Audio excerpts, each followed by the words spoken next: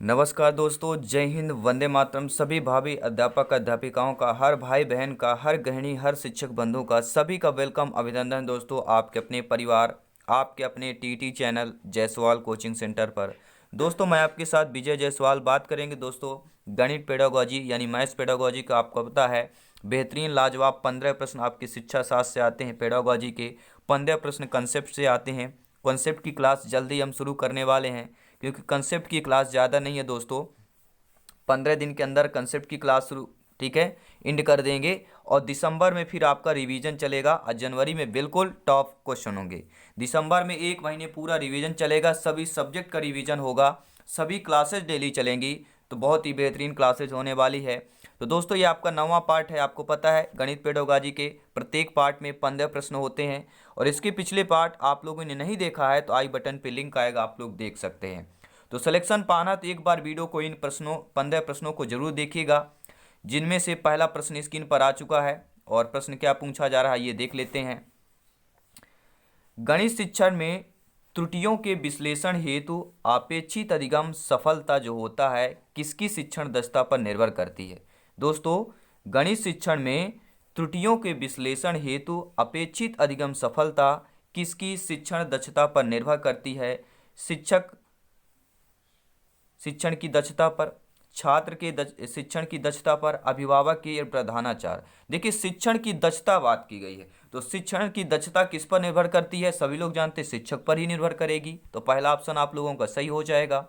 आइए देख लेते हैं अगला प्रश्न क्या पूछा जा रहा है। सभी प्रश्न लाजवाब हैं। गणित पढ़ाने के लिए एक उपागम के रूप में समस्या समाधान के बारे में चर्चा करते हुए शिक्षकों ने 4 विचार बताए। ठीक है, 4 विचार बताया गया है। गणित पढ़ाने के लिए एक उपागम के रूप में समस्या समाधान के बारे में चर्चा करते हुए शिक्षकों ने 4 विचार बताए। निम्नलिखित में से कौन सा विचार इन उपागम के वास्तविक अर्थ को उचित सिद्ध नहीं करता है। देखिए वास्तविक अर्थ को जो उचित सिद्ध नहीं करता वह ऑप्शन आपको बताना है। तो चाहिए देखिए 4 विचार देखते हैं, चारों विचार को बताएंगे कि वास्तविक में जो आपका उचित सिद्ध नहीं होता है। देखिए मेरे विचार से जो है गणित की पाठ्य पुस्तक में कई प्रश्न समस्या समाधान के लिए इस्तेमाल किए जा सकते हैं। पहला आपका विचार हुआ। दूसरा विचार है मेरे विचार से समस्या समाधान को समान गणित की कक्षा से जोड़ना बेहतर होता है। तीसरा विचार है मेरे विचार से समस्या समाधान और गणितीय तर्कणा में कोई सह संबंध नहीं है। और चौथा यह है कि मेरे विचार से समस्या समाधान के प्रश्न वास्तविक जीवन की स्थितियों में बनाए जाने चाहिए। ठीक है दोस्तों, यह पूछा गया प्रश्न आपका कि कौन सा जो है वास्तविक अर्थ को उचित सिद्ध नहीं करता। देखिए मेरे विचार से गणित पाठ्य पुस्तक के कई प्रश्न समस्या समाधान के लिए इस्तेमाल किए जा सकते हैं, ये भी बात सही है। ठीक है, यह विचार प्रस्तुत करता है आपका मेरे विचार से समस्या समाधान को समान गणित की कक्षा से जोड़ना बेहतर होता है, ये भी विचार सहमत हैं। मेरे विचार से समस्या समाधान और गणितीय तर्कणा में कोई सह संबंध है, ये आपका गलत दे दिया गया। ठीक है, अगर आपके विचार है, आप लोग शिक्षक हैं, आपका विचार यह होना चाहिए कि समस्या समाधान और गणितीय तर्कणा ये दोनों में सह संबंध होता है। दोस्तों गणितीय की जो तर्कणा होती है और समस्या समाधान होता है, इन दोनों का संबंध है। लेकिन आपका यह ऑप्शन कह रहा है विचार की सह संबंध नहीं है, तो ये आपका क्या है, ये आपका क्या हो जाएगा, उचित सिद्ध नहीं कर रहा है आपका। तो तीसरा ऑप्शन सही हो जाएगा। आइए देखेंगे अगला प्रश्न क्या दिया गया है।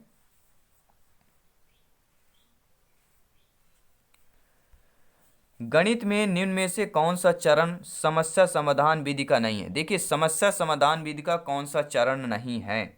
शारीरिक सौखष्ट को अधिक महत्व देना, आंकड़ों का संकलन तथा व्याख्या करना, निष्कर्ष निकालना तथा सामान्यीकरण करना, या समस्या को समझना तथा परिभाषित करना। तो कौन सा चरण समस्या समाधान विधि का नहीं है दोस्तों, तो आप देखेंगे समस्या को समझना तथा परिभाषित करना यह आपका समस्या समाधान विधि का चरण है।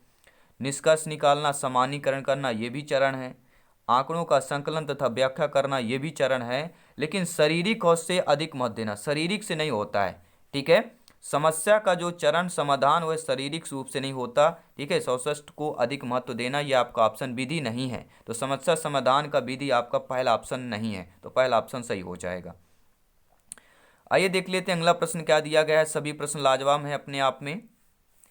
दोस्तों समस्या समाधान एक ऐसी प्रक्रिया है जिसकी ओर सीखने संबंधी सभी क्रियाएं अग्रसर होती हैं। तथा दी गई समस्या का समाधान करती हैं। यह परिभाषा किसकी है? स्टेटमेंट किसका है दोस्तों? कीन्स का है, हार्वर्ड का है, यूकम और सिम्पसन ने किया या क्रो एवं क्रो ने। मैथ्स पेडागोजी में कथन भी आता है, आपको पता है, परिभाषा भी आती है। तो इन परिभाषाओं कथनों को समझ नहीं सकते, ये आपको 100 to 100% पता होना चाहिए। तो एक लॉजिकल वर्ड भी हम आपको बताते हैं प्रत्येक परिभाषा, प्रत्येक स्टेटमेंट पर। समस्या समाधान एक ऐसी प्रक्रिया है जिसकी ओर से सीखने संबंधी सभी क्रियाएं अग्रसर होती हैं तथा दी गई समस्या का समाधान करती हैं। तो ये किसकी परिभाषा है? ये आपके योकम और सिम्पसन की परिभाषा है। ठीक है, सा वर्ड आप देखेंगे, सा वर्ड यहाँ पे चल रहा है सभी में, और आपका जो है सा वर्ड यहाँ पर भी है, तो आप लोग समझ सकते हैं। ठीक है, सा वर्ण की पुनरावृत्ति हो रही है यहाँ पर, समस्या समाधान। ठीक है, तो समस्या समाधान एक ऐसी प्रक्रिया है जिसकी ओर सीखने संबंधी सभी क्रियाएं अग्रसर होती हैं, यह दी गई समस्या का समाधान करती हैं। यह परिभाषा योकम और सिम्पसन की है। आइए देखेंगे अगला प्रश्न क्या दिया गया है। दोस्तों, आप शिक्षक हैं और क्षेत्र मित्र पढ़ाते समय आगे बढ़ने से पहले बोर्ड पर सभी सूत्र लिख देते हैं। आप सभी लोग शिक्षक हैं, भावी अध्यापक अध्यापिकाएं हैं, ट्यूशन पढ़ाते होंगे, प्राइवेट पढ़ा रहे होंगे। ठीक है, तो आप ये देखते होंगे क्षेत्र मित्र, अगर आप गणित के अध्यापक हैं और क्षेत्र मित्र पढ़ा रहे हैं बच्चों को, तो उसके आगे बढ़ने से पहले बोर्ड पर सभी सूत्र लिख देते हैं। क्षेत्र मित्र से संबंधित जो सूत्र आपको यूज होते हैं वो आप सूत्र बोर्ड पर लिख देते हैं। तो यह तरीका दर्शाता है कि वह अनुपालन कर रहा है। यह तरीका क्या दर्शाता है कि आप शिक्षक होने के नाते अनुपालन कर रहे हैं। निगमन उपागम का अनुपालन कर रहे हैं, प्रायोगिक उपागम का, व्यवहारिक उपागम का या आगमन उपागम का। ठीक है, तो कोई भी सूत्र, ये आपका क्वेश्चन सॉल्व करने से पहले मैथ के प्रश्न को उसके सूत्र अगर बोर्ड पर लिख देते हैं तो ये आपका जो तरीका है यह निगमन उपागम दर्शाता है। मतलब नियम से सूत्र की ओर चलना, निगमन उपागम हो जाएगा। निगमन में सभी लोग जानते हैं नियम से सूत्र हो जाता है। ठीक है, तो आपका पहला ऑप्शन हो जाएगा, निगमन उपागम का अनुपालन करना दर्शा देगा। अगला प्रश्न देखिए, हर प्रश्न इंपॉर्टेंट है, वीडियो को लाइक करते जाएंगे। प्राथमिक स्तर पर गणित शिक्षण में बच्चों में त्रुटि की संभावना को कम करने के लिए शिक्षक को चाहिए कि वह, दोस्तों प्राथमिक स्तर के गणित के बच्चों की बात की गई है, गणित शिक्षण में बच्चों की बात कही है, जो त्रुटि की संभावना होती है उसको कम करना हो तो आप शिक्षक होने के नाते आपको क्या करना चाहिए? बालकों को गणितीय चिन्हों के प्रयोग का बार बार अभ्यास कराएंगे आप लोग, बालकों में गणित के प्रति सकारात्मक दृष्टिकोण पैदा करेंगे आप लोग, या आपके बालकों को हतोत्साहित ना करें। यानी कि प्राथमिक स्तर में गणित शिक्षण में बच्चों में जो त्रुटि की संभावना होती है, तो आप भावी शिक्षक शिक्षिकाएं होने के नाते आपको यह करना चाहिए कि बालकों को गणितीय चिन्हों को प्रयोग का बार बार अभ्यास कराएं, बालकों के गणित के प्रति सकारात्मक दृष्टिकोण पैदा करें, बालकों को हतोत्साहित न करें। ये यानी कि ये सभी आपको आवश्यकता होगी, ये सभी आपका उपाय करना चाहिए त्रुटि की संभावना को कम करने के लिए। अगला प्रश्न देख लेते हैं, उच्च प्राथमिक स्तर पर गणित शिक्षण का सर्वाधिक महत्व किस रूप में होता है? दोस्तों, उच्च प्राथमिक की बात की गई है, उच्च प्राथमिक स्तर की बात की गई है, तो गणित शिक्षण का सर्वाधिक महत्व किस रूप में होता है? तो सभी लोग जानते हैं व्यवहारिक रूप में सबसे महत्व होता है। ठीक है, व्यवहारिक रूप में तीसरा ऑप्शन सही हो जाएगा। उम्मीद है आप लोगों को बेहतरीन प्रश्न लग रहे हों, पसंद आ रहे होंगे, और ऐसे प्रश्न एग्जाम में आ गए भैया, यही प्रश्न आ गए तो आप लोग सिलेक्शन नहीं टॉप रैंक हासिल करेंगे। और यही प्रश्न आना है क्योंकि यही प्रश्न आ रहे हैं, सिलेबस के प्रश्न हैं। जी हाँ, आपके सिलेबस के प्रश्न हैं और इन्हीं में से प्रश्न आते हैं। तो बेहतरीन तैयारी कीजिए, अच्छे से तैयारी कीजिए। प्रश्न है दोस्तों, बालकों में गणित संबंधी त्रुटियों का पता लगाने के लिए आवश्यक है, अगर बालकों में गणित संबंधी आपको त्रुटियां पता लगाना हो तो उसके लिए आवश्यक है उपचारात्मक परीक्षण, निदानात्मक परीक्षण, मौखिक परीक्षण या स्वाभाविक परीक्षण। तो सभी लोग जानते हैं भैया, अगर त्रुटि का पता लगाना है तो आपको क्या करना चाहिए? निदानात्मक परीक्षण। क्या हो जाएगा? उपचारात्मक तो उसका उपचार हो जाएगा भैया, उपचारात्मक क्या हो जाएगा? उसका उपचार कर दे। कोई अगर कठिन आ रहा है, कोई संघर्ष कर रहा है, उसका आंसर नहीं आ रहा, उसका उपचारात्मक कहलाएगा। ठीक है, सुधार करने की। लेकिन गणित की अगर त्रुटि निकालना है तो आपका निदानात्मक परीक्षण आएगा, दूसरा ऑप्शन सही हो जाएगा। आइए देखेंगे अगला प्रश्न, गणित शिक्षण में शिक्षक द्वारा की जाने वाली त्रुटि प्रमुख कौन सी है? अब देखिए, अभी तक तो बालक क्या आपने पढ़ा, जो आप लोगों द्वारा, शिक्षक शिक्षिका के द्वारा जो त्रुटि होती है गणित शिक्षण में, गणित पढ़ाते समय, वह कौन सी प्रमुख त्रुटि है? उपयुक्त शिक्षण विधियों का प्रयोग ना करना, चित्रात्मक तरीके से बालकों को पढ़ाना, तो देखिए चित्रात्मक तरीके से पढ़ाना तो ये त्रुटि नहीं हो सकती, ठीक है। शिक्षण कार्य के बीच बार बार कक्षा में घूमकर बालकों का निरीक्षण करना, तो ये भी आपका हो नहीं होगा, त्रुटि का प्रमुख नहीं होगा, ठीक है। तो कौन सा होगा, ये उपरोक्त सभी। तो गणित शिक्षण में जो है शिक्षक द्वारा की जाने वाली प्रमुख त्रुटि यह है उपयुक्त शिक्षण विधियों का प्रयोग करना। जो उपयुक्त होती है शिक्षण विधियां उसका आप लोग प्रयोग नहीं करते हैं, यही आपकी सबसे प्रमुख त्रुटि होगी। पहला ऑप्शन आप लोगों का सही हो जाएगा। आइए देख लेते हैं अगला प्रश्न क्या दिया गया है। वीडियो को लाइक शेयर करते रहेंगे आप, क्योंकि आप लोग सभी लोग भावी अध्यापक अध्यापिकाएं हैं दोस्तों। सभी मित्रों को जय हिंद, वंदे मातरम है। अगला प्रश्न देख लेते हैं। गणित शिक्षण के दौरान जो है बच्चों में त्रुटियों का विश्लेषण करने हेतु एक शिक्षक के लिए आवश्यक क्या होता है। सभी लोग ध्यानपूर्वक प्रश्नों को सुनेंगे। गणित शिक्षण के दौरान बच्चों में त्रुटियों का विश्लेषण करने हेतु एक शिक्षक के लिए आवश्यक है कि वह शिक्षक बच्चों को गणित विषय के प्रति जागरूक करे, वह शिक्षक बच्चों को गणितीय चिन्हों को सही प्रयोग के विषय में बताए, जब यह आपका वह शिक्षक बच्चों में समस्या का विश्लेषण तथा संश्लेषण करने की योग्यता का विकास करे, या उपरोक्त सभी। तो दोस्तों गणित शिक्षण के दौरान बच्चों में त्रुटियों का विश्लेषण करना हो तो एक शिक्षक के लिए आवश्यक है कि बच्चों में गणित विषय के प्रति जागरूक करे, गणितीय चिन्हों को सही प्रयोग के विषय में बताए और समस्या का विश्लेषण तथा संश्लेषण करने की योग्यता का विकास करना। तो उपरोक्त सभी हो जाएगा। अब देखिए ये प्रश्न इंपॉर्टेंट है, ध्यानपूर्वक देखिएगा। ऐसा प्रश्न आएगा, ठीक है, जैसे आपके रीजनिंग टाइप का प्रश्न है, ठीक है, ऐसे प्रश्न आता है आपके सी टेट यूपी टेट की बात करें सभी टीटी एग्जाम में आता है, क्योंकि एनसीईआरटी के पैटर्न पर आपका सभी सिलेबस है।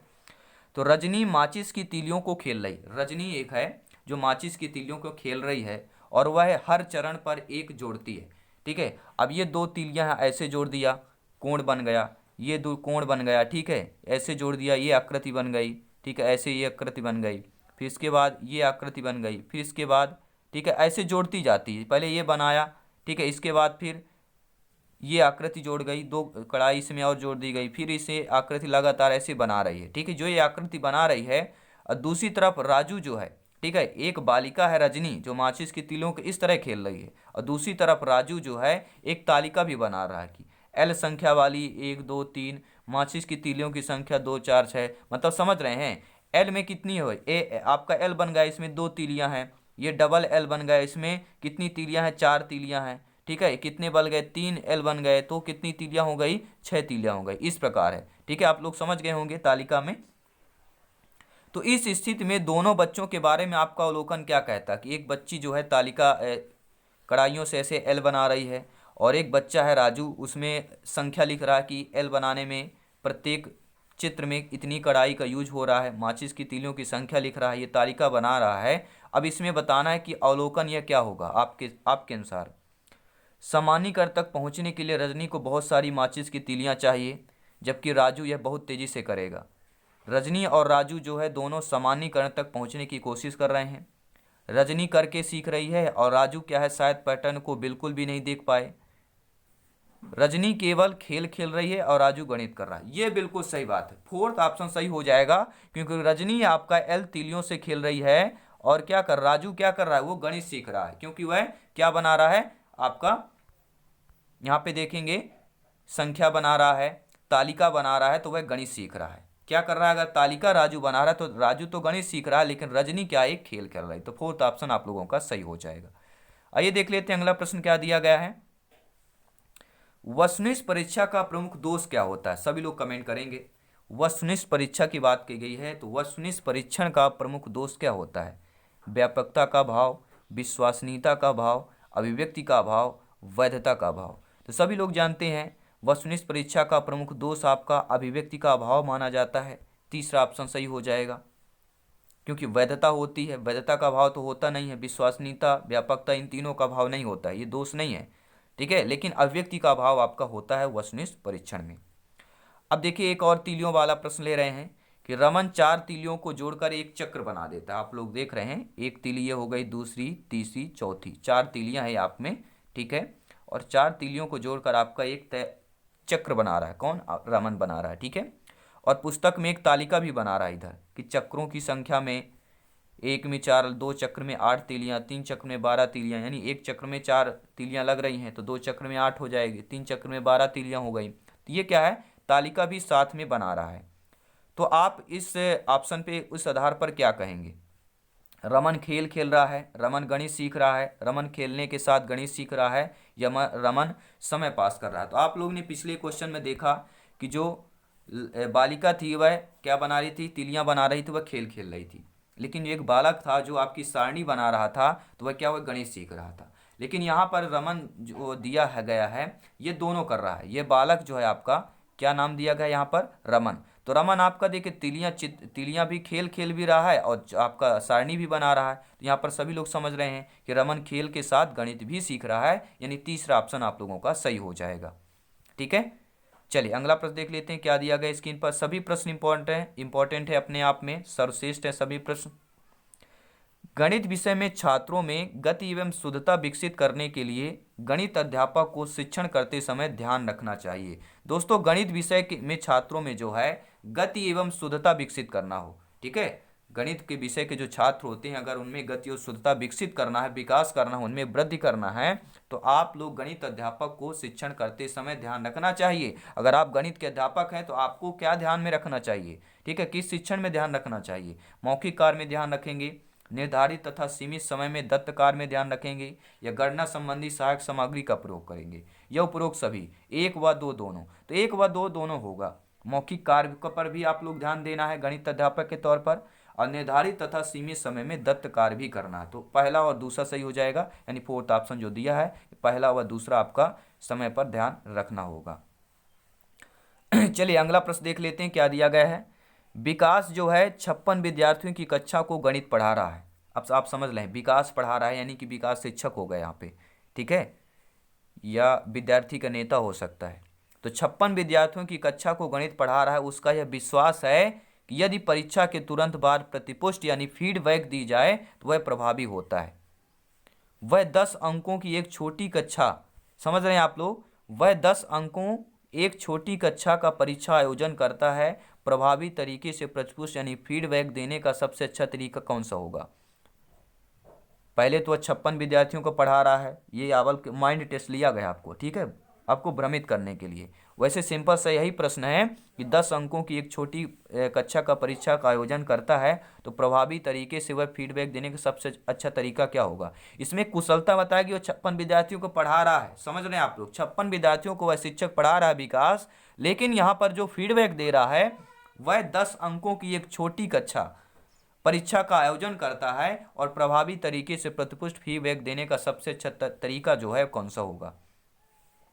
तो दोस्तों वह सबसे अच्छा तरीका यही है कि यह पूरी कक्षा के लिए चर्चा का आयोजन कर सकता है कि वे किन तरीकों से अपने उत्तरों पर पहुँचें, और सही उत्तर पर पहुँचने की प्रभावी युक्ति कौन सी है। पहला ऑप्शन सही हो जाएगा। ठीक है दोस्तों, ये रहे आपके बेहतरीन लाजवाब 15 प्रश्न। आप लोगों को कैसे लगे? लाइक शेयर, एक छोटा सा कमेंट, प्यारा सा कमेंट के माध्यम से जरूर बताएं। और ऐसे ही डेली क्लासेस देखने के लिए, बेस्ट तैयारी के लिए, शिक्षक बनने के लिए, अध्यापक बनने के लिए जो सपना है साकार करने के लिए हमारे चैनल को जरूर सब्सक्राइब कर लिए, सदस्यता हासिल कर लिए। जिन्होंने कर लिया सब्सक्राइब, बहुत ही बहुत दिल से धन्यवाद। माँ सरस्वती से अभिनंदन है, प्रार्थना है, आप लोगों का जो सपना आप लोग जो कर रहे हैं वह कार्य बहुत ही उम्दा है, लाजवाब है, क्योंकि शिक्षक राष्ट्र निर्माण में सबसे बड़ा योगदान आप लोगों का होता है। तो आप सभी भावी अध्यापक अध्यापिकाओं का मेरा नमन है। जय हिंद दोस्तों, मिलते हैं नेक्स्ट क्लास पर। धन्यवाद सभी का।